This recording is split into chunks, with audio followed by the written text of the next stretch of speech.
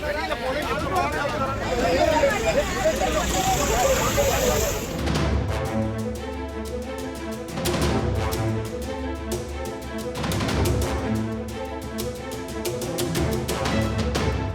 அண்ணன் பையன் நாங்கள் வந்து அந்த பொண்ணு வந்து லண்டனில் படிக்குது. அங்கேருந்து அந்த பொண்ணாக தான் விருப்பப்பட்டு வந்துச்சு. நாங்கள் யாரும் கட்டாயப்படுத்தி அந்த பொண்ணு இங்கே வான்னு சொல்லி வர வைக்கல. அந்த பொண்ணு செத்து போயிடும் ரிட்டர்ன் அந்த பொண்ணு அந்த பையனை ரிட்டர்ன் பண்ணி கல்யாணம் முடிச்சு சொல்லி ஓகே சொல்லிட்டு இவனும் சரி பயந்து போய் எனக்கு பயமா இருக்கு. அவங்க எல்லாம் பணக்காரங்க, எங்களை எந்த நிமிஷமும் அவங்க கொண்டுருவாங்கன்னு தெரியும், அதனால எங்களுக்கு வேண்டாம் இந்த பொண்ணு நான் செத்துருவேன் அப்படின்னு சொல்லி இந்த பையனையும் வர வச்சு இங்கே எல்லாம் வர சொல்லி இப்போ வந்து இப்போ கோயிலில் தாலி கேட்டு எல்லாம் முடிஞ்சிச்சு சார். இப்போ வந்து நாங்கள் பாதுகாப்பு கேட்டு வந்திருக்கோம். எங்கள் போலீஸ் ஸ்டேஷனுக்குள்ளே உள்ளே வந்து என் பையனை வெளியே விட மாட்டாங்க சார். போலீஸ்காரங்க எங்களை உள்ளே விட மாட்டாங்க, எங்களை வெளியே வச்சுக்கிட்டு அவனை இப்போ கூப்பிட போனால் நீங்கள் போங்கன்னு தான் எண்ணி விரட்டிடுவாங்க சார். இப்போ எனக்கு வந்து இங்கே பாதுகாப்பு எனக்கு இல்லை சார். நாளைக்கு நான் உங்கள் முன்னால் பேசிட்டு இருக்கேன். நான் இதுவே கடைசியாக கூட இருக்கலாம் சார். எனக்கு வந்து ஒன்றும் தெரியல சார். எனக்கு அந்த பொண்ணு லண்டன்லேருந்து வந்துச்சு. நேராக மும்பை ஏர்போர்ட்டில் இறங்குது. மும்பை ஏர்போர்ட்லேருந்து அண்ணன் பையன் ஃபோன் பண்ணி இங்கேருந்து அப்போ அவனை நீ மும்பை வா, நான் வந்து ஓன் கூட வந்துடுறேன் சொல்லி அந்த பொண்ணு கூப்பிட்டு வந்துச்சு. மும்பைக்கு போய் இந்த பொண்ணை கூப்பிட்டு கொச்சின் வந்து நிறைய கோயம்புத்தூர் வந்து கல்யாணம் முடிச்சுட்டு போதுக்காண்டி காலையில் கோயிலில் இந்து முறைப்படி கல்யாணம்லாம் முடிச்சிட்டாங்க. கல்யாணம் முடிஞ்சு கூட்டு சார். நாங்கள் இங்கே வந்து முறைப்படியாக கோயிலில் காலையில் தாலி கட்டிட்டு ரிஷிய மேரேஜ் முடிச்சுக்காண்டி கவர்மெண்ட் ரூல் என்ன ஒன்று நாங்கள் அதை ப்ராசஸ் தான் பண்ண வந்த இடத்துல எங்களை ஸ்டேஷனில் வந்து வக்வார போன இடத்துல எங்களை பிடிச்சி வச்சுட்டாங்க. பிடிச்சி வச்சுட்டு எங்களை வந்து கூட்டு வந்தால் ரிஷியம் முடிக்கக்கூடாது, நீங்கள் பொண்ணு இங்கே தான் இருக்கணும், இங்கே தான் சொல்லி நான் காலையிலேருந்து 3 தடவை அடிச்சேன் சார். எந்த ரெஸ்பான்ஸ் இல்லை சார். எங்கள் உயிர் மேலே எங்களுக்கு இப்போ அடுத்த நிமிஷம் வெளியே போனால் என்ன பேசிட்டு இருக்கேன். இப்போ உங்கள் கடைசி கூட இருக்கலாம் சார். எனக்கு இப்போ எப்படி சொல்லணும் மீடியா மூலம் தான் எங்களால் சொல்ல முடியும் எங்களால். ஏன்னா நாங்கள் வந்து ஒரு சாதாரண கீழ் கிளாஸ் தான் சார். நாங்கள் வந்து இப்போ பேசுறதுக்கு அவங்க தகுதி இல்லை. அவங்க எது கேட்டாலும் அவங்க பேரண்ட்ஸ் வந்து அவ்வளோ சப்போர்ட், அவங்க ஆடி காரில் வராங்க, எல்லாம் வராங்க, எங்களை மிரட்டுறாங்க சார். எங்களுக்கு ஒன்றுமே புரியல. ஸ்டேஷனில் எங்களை என் பையனை இப்போ வெளியே விட மாட்டாங்க. உள்ளே வந்து நீங்கள் மீடியாவுக்கு பேட்டி கொடுக்கக்கூடாது, எதுவும் பேட்டி கொடுக்கக்கூடாது அப்படின்னு சொல்கிறாங்க. நான் என்ன பண்ணணும்னு எங்களுக்கு தெரியல சார். எங்களுக்கு பாதுகாப்பு கிடைக்குமா இல்லை நாங்கள் உயிரோட நாங்கள் ஊருக்கு போகும்போது எங்களுக்கு தெரியல சார். எங்களுக்கு பதிவு பண்ணால் என்ன சொல்கிறாங்கன்னா நீங்கள் திருநெல்வேலிக்கு தான் போகணும், நீங்கள் கோயம்புத்தூர்ல நாங்கள் கேஸ் எடுக்க மாட்டோம், நீங்கள் உங்கள் ஊர் எந்த ஊர் நீங்கள் அங்கே போய் தான் கம்ப்ளைண்ட் கொடுக்கணும், நீங்கள் இங்கெல்லாம் கம்ப்ளைண்ட் கொடுக்க முடியாதுன்னு சொல்கிறாங்க. போறோம் சார். பையன் அட்வொகேட் சார். பையன் வந்து அட்வொகேட் முடிச்சு ஹைகோர்ட்ல பிராக்டிஸ் பண்ணிட்டு இருக்கான். எல்லாத்தையும் ரிப்போர்ட் பண்ணி எல்லாமே எழுதி கொடுத்துருங்க சார். கமிஷனர் ஆஃபீஸ்ல கொடுத்தாச்சு. ஆனா எந்த ஒரு ரெஸ்பான்சிபிள் எதுவுமே இல்லை சார். இப்போ நான் என்ன பண்ணேன்னு எங்களுக்கு ஒண்ணுமே புரியல சார். இதை நான் இப்போ எப்படி கொண்டு போகணும் இல்லை எனக்கு என் ஊர் இது கிடையாது சார். என் ஊர்ல 4 பேர் என் சொந்தக்காரங்க வருவாங்க. இங்கே யாருன்னு எனக்கு தெரியாது சார்.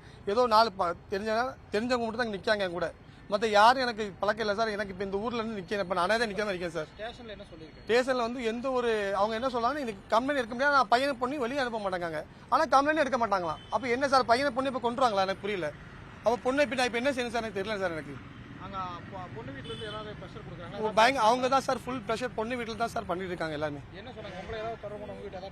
அவங்க பார்த்தா எங்களுக்கு பயமாக்கு சார். அவங்க பேசுறத பார்த்தா எல்லாமே எங்களுக்கு பயமாக்கு சார். எங்களுக்கு வந்து இப்போ நான் உயிரோட போறேன்னு எனக்கு தெரியல சார். எனக்கு பொண்ணு வீட்டுல இருந்து எங்கிட்ட பர்சனலா பேசுறது அவங்க எல்லாமே அவங்ககிட்ட தான் பேசிட்டு இருக்காங்க. போலீஸ்காரங்க அவங்க போலீஸ் சார்ட்ட தான் பேசிட்டு இருக்காங்க. அவங்க அங்கே கமிஷனர் ஆஃபீஸ் போனாங்க, சார்ட்ட போன பெட்டிஷன் கொடுக்க போனாலும் அங்கே 4 பேர் நிற்காங்க. அவங்க எது போனால் எங்களை கமிஷனர் தான் நீங்கள் நேர்லயே பார்க்கல சார். நாங்கள் ஒரு கம்ப்ளைண்ட் கொடுக்க போறோம் சார், எங்களை மதிக்கவே இல்லை சார். எங்களெல்லாம் அப்போ நாங்கள் பிச்சைக்காரனா சார். நாங்களாம் எங்களுக்கு எப்படி சார் இப்போ நாங்கள் போய் யார்கிட்ட சார் போய் சொல்ல முடியும்? எங்களோட வழியெல்லாம் போய் நான் யார்கிட்ட சார் சொல்ல முடியும்? இப்படி நான் மீடியா சொன்னது அதுவே உள்ள விட மாட்டாங்க சார். மீடியாவே உள்ள விட மாட்டாங்க சார். பையனும் பொண்ணும் வந்து கோயம்புத்தூர் டவுன் ஹாலில் சவுடேஸ்வரி அம்மன் கோயில் இந்து முறைப்படி திருமணம் பண்ணிட்டாங்க.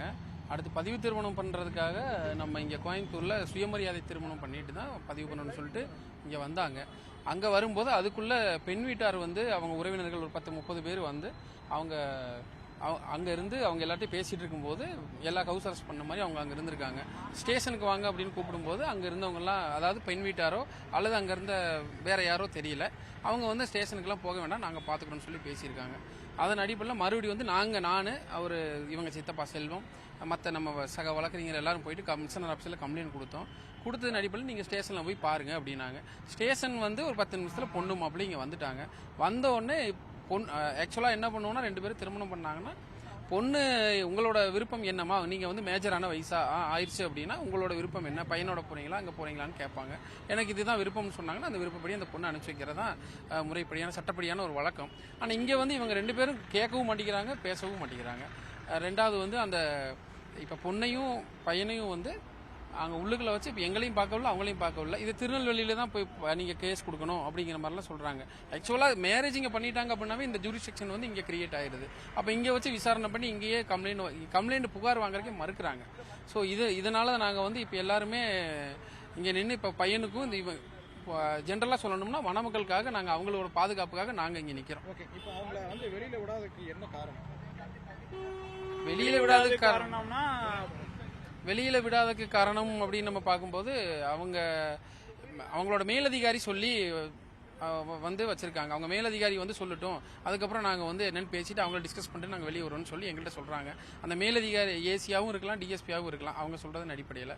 இப்போ அதுதான் அவங்க எங்கள்கிட்ட சொல்லியிருக்க காரணம். அடுத்த கட்டமாக நீங்கள் என்ன பண்ண போறீங்க? இந்த பிரச்சனை இது கேஸ் இங்கே எடுக்கலைன்னா நீங்கள் என்ன பண்ண போறீங்க? நீதிமன்றத்தை ஏதாவது நாட போறீங்கன்னா? இல்லை, இதை நீதிமன்றத்துக்கு நாடுறதுக்கு ஒன்றும் இல்லை. இங்கே வந்து இந்த பொண்ணு எங்களுக்கு விருப்பப்பட்டு எங்களோட வர்றாங்க அப்படின்னா நாங்கள் இங்கே எழுதி கொடுத்துட்டு எங்கள் புகாரை அவங்க வாங்கிட்டாங்கன்னா நாங்கள் இங்கேயே எழுதி கொடுத்துட்டு எங்களுக்கு எல்லா பாதுகாப்போடும் நாங்கள் கிளம்புறதுக்கு நாங்கள் தயாராக இருக்கோம். இது ஒன்றும் நீதிமன்றத்தை அடுத்து நாடி போகிற அளவுக்குலாம் இது ஒன்றும் இல்லை. எங்கள் புகாரை வாங்கிட்டோம், அதுக்கு அவங்க சிஎஸ்ஆரோ வாங்கிட்டோம். புகார் வாங்காததுக்கு என்ன காரணம் நீங்கள் நினைக்கிறீங்க? அதுதான் அவங்க ஏசி வரட்டும், மேல் இடத்துலேருந்து வரட்டும், அவங்க பேசிட்டோம் அப்படின்னு சொல்லி அவங்க சொல்கிறாங்க. பெண் வீட்டிலேருந்து ஏதாவது கூப்பிட்டு ஏதாவது மாப்பிள்ளைகிட்டயா யார்கிட்டயா ஏதாவது பேச? இல்லை, அப்படி எதுவும் பேசுன மாதிரி ஒன்றும் தெரியல. அவங்க பிரச்சனை பண்ணாங்கிறது அங்கே வெளியே வந்து அன்ரெக்கார்டிக்கலாக பேசிட்டாங்க. பட் ரெக்கார்டிக்கலாக எங்களுக்கு ஒன்றும் பெருசாக தெரியல. ட்ரெண்டை ஃப்ரெண்ட் ஆக்கிக்கோங்க. தந்தி டிவியின் சப்ஸ்கிரைபர்ஸ் அண்ட் ஃபாலோவர்ஸ் குடும்பத்தில் நீங்களும் இணையுங்க.